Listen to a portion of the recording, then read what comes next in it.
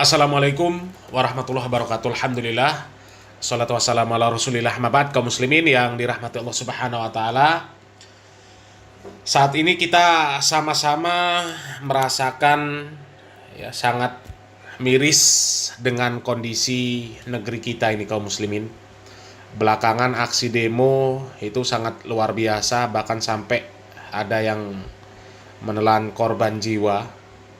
Dan kekacauan tersebut sebenarnya sudah diperingatkan oleh para asatidz salafi kaum muslimin.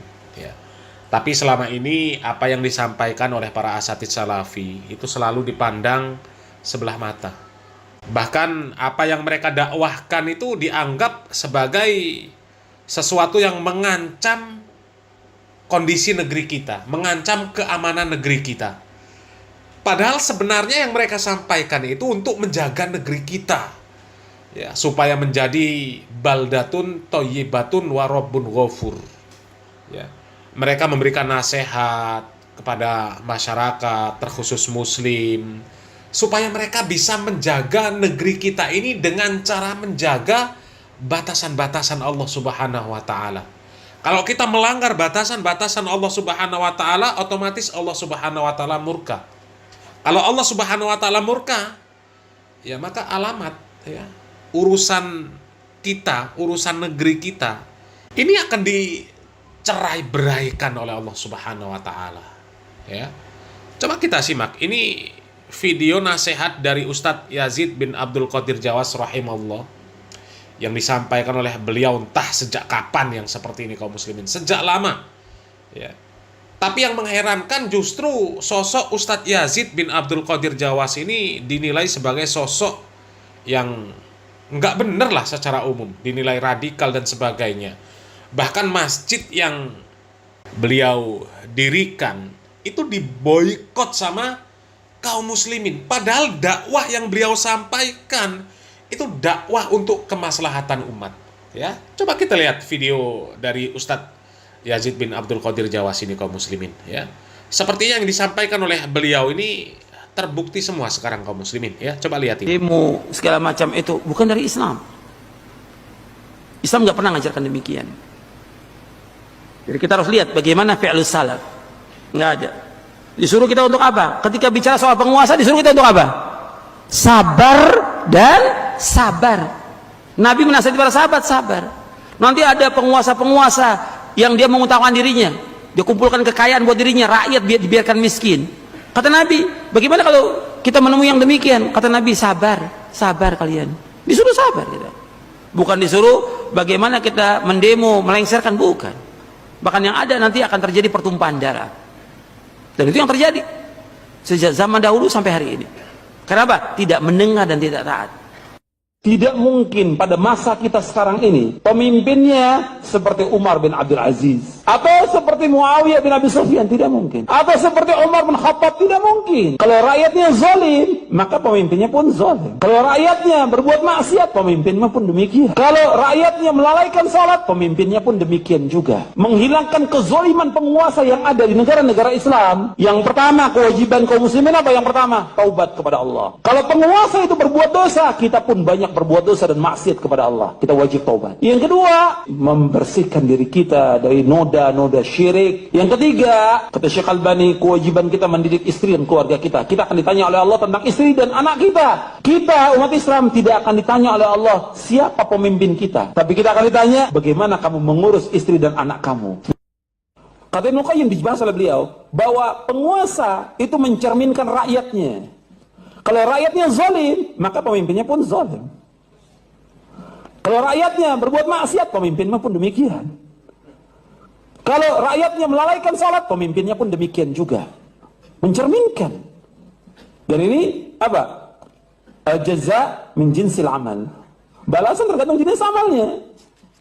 Karena itu dijelaskan dalam syarah akidah Tahawiyah dan juga dijelaskan oleh Syekh Al-Albani rahimahullah. Kata beliau, untuk menghilangkan kezaliman penguasa yang ada di negara-negara Islam, yang pertama kewajiban kaum muslimin apa? Yang pertama, taubat kepada Allah. Kalau penguasa itu berbuat dosa, kita pun banyak berbuat dosa dan maksiat kepada Allah, kita wajib taubat. Wajib taubat. Jadi jangan dituduh penguasa ini zalim, kita pun zalim, banyak dosa kita. Yang kedua, yaitu kita wajib membersihkan diri kita dari noda-noda syirik. Kita harus mentarbiyah diri kita, tasfiyah dan tarbiyah di atas akidah yang benar. Yang ketiga, kata Syekh Albani, kewajiban kita mendidik istri dan keluarga kita. Kita akan ditanya oleh Allah tentang istri dan anak kita. Ya ayyuhalladzina amanu qu anfusakum wa ahlikum nara. Wahai orang beriman, jagalah diri kamu dan keluarga kamu dari api neraka. Kita umat Islam tidak akan ditanya oleh Allah siapa pemimpin kita, nggak akan ditanya. Tapi kita akan ditanya bagaimana kamu mengurus istri dan anak kamu. Ya kaum muslimin, itu sedikit cuplikan dari nasihat Ustadz Yazid bin Abdul Qadir Jawas rahimahullah.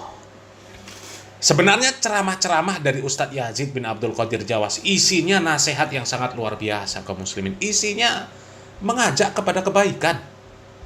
Ya. Coba yang disampaikan oleh Ustadz Yazid bin Abdul Qadir Jawas terbukti. Ya. Kalau mau merubah pemerintah kita bukan dengan demo. Yang terjadi nanti pertumpahan darah, dan terbukti kan, itu driver ojol sampai dilindas, coba terbukti, ya. Dan pemimpin itu cerminan rakyatnya. Itu benar-benar real yang disampaikan oleh Ustadz Yazid bin Abdul Qadir Jawas rahimahullah, ya. Terbukti kaum muslimin, pemimpin itu cerminan rakyatnya, ya. Coba lihat, ya. Demo ini kan awalnya kemarin gara-gara gaji DPR yang luar biasa, fantastis, luar biasa. Ya. Kemudian dianggap pemerintah itu sedang ya bernikmat-nikmat di atas penderitaan masyarakat di tengah ekonomi yang sedang sulit, pajak naik, ya. Kemudian gaji anggota DPR, gaji para pejabat ikut naik. Rakyat mencak-mencak nggak terima. Padahal rakyat itu sebenarnya sudah tahu bahwa para pemimpin itu ketika dia mau ya punya jabatan di pemerintahan, yang mereka cari itu uang, yang mereka cari duit. Ya, yang mereka cari duniawi. Jelas rakyat itu tahu, tapi rakyat menuruti. Coba setiap pemilu itu pasti ada yang namanya money politik.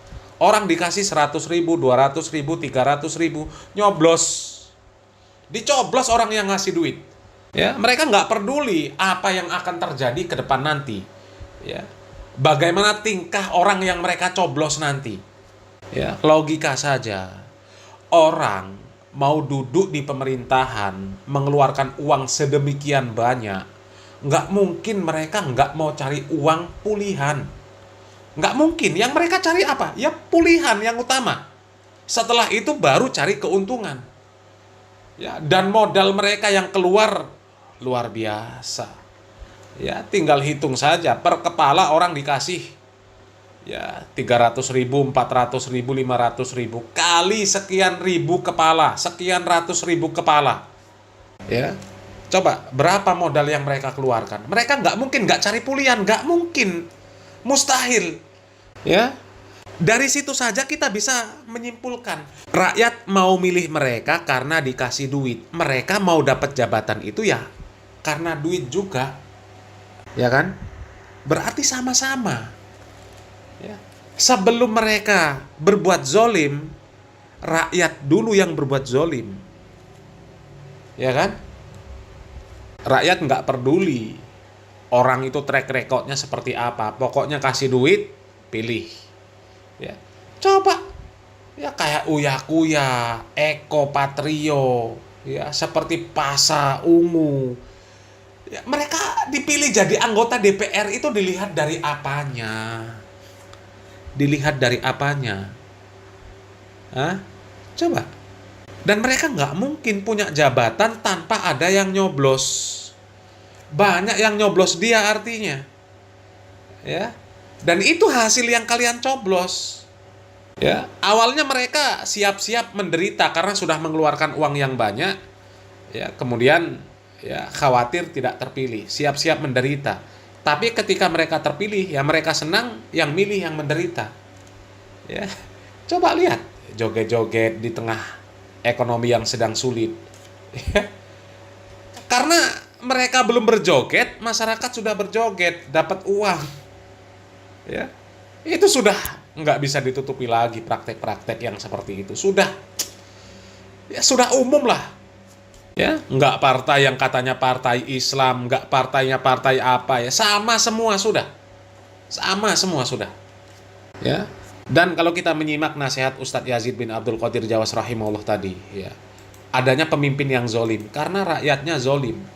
Dan memang iya, rakyat itu zolim, zolimnya luar biasa.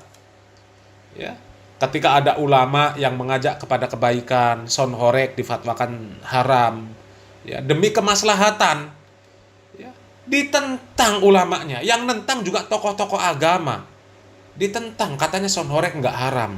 Padahal jelas-jelas di sana praktek jogetan laki-laki perempuan campur baur, orang mabuk dan sebagainya. Ada semua di sana tuh plek-plek.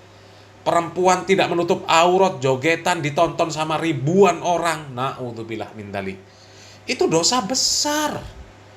Ya. Yang punya perempuan-perempuan itu, suami-suami, orang tua yang melihat anak perempuannya, istrinya jogetan, tidak menutup aurat, ditonton ribuan orang. Ya, nggak ada rasa, ya, nggak ada rasa cemburu, ya, itu diancam tidak mencium bau surga, ya. Itu laki-laki yang dayuts, suami dayuts, orang tua dayuts, melihat anak perempuannya, melihat istrinya berbuat kemaksiatan yang seperti itu, kemudian nggak ada rasa marah, nggak ada rasa cemburu, itu dayuts. Yang seperti itu dosa besar, luar biasa dosanya, ya. Sudah difatwakan sama Majelis Ulama Indonesia, sama para ulama, para kiai, ditentang. Apa nggak zolim namanya? Ya. Kemudian ketika hari kemerdekaan Republik Indonesia, mereka merayakan dengan kemaksiatan. Coba lihat berapa banyak acara kemaksiatan. Padahal harusnya seperti yang disebutkan Ustadz Yazid, banyak-banyak istighfar, banyak-banyak berdoa, banyak-banyak meninggalkan kemaksiatan. Ini merayakan hari kemerdekaan malah dengan kemaksiatan. Dengan alasan adat, budaya, karnaval. Ya, pakai son horeg, yang pakai apa namanya? Pakaian adat lah yang membuka aurat. Ya, laki-laki pakai pakaian perempuan. Ya, itu kan semuanya dilarang oleh Allah Subhanahu wa taala. Tapi untuk merayakan hari kemerdekaan yang katanya bersyukur Indonesia merdeka, dirayakan dengan berbagai macam bentuk kemaksiatan. Maka wajar kalau Allah Subhanahu wa taala turunkan pemimpin-pemimpin yang zolim karena rakyatnya zolim. Coba ya, yang merayakan perayaan-perayaan seperti itu siapa? Rakyat. Dengan alasan ekspresi, bahagia, seneng, merayakan. Harusnya dirayakan dengan banyak-banyak istighfar, dengan banyak-banyak bersyukur, banyak-banyak bersedekah, ya. Rayakan dengan perayaan-perayaan yang baik, bukan dengan hal-hal yang jelas-jelas kemaksiatan yang seperti itu. Apalagi sudah jelas kondisi negeri carut-marut, ya. Malah merayakan kemerdekaan dengan hal-hal yang dilarang Allah Subhanahu wa taala, menentang fatwa ulama juga. Na'udzubillah min dzalik, na'udzubillah min dzalik. Ya.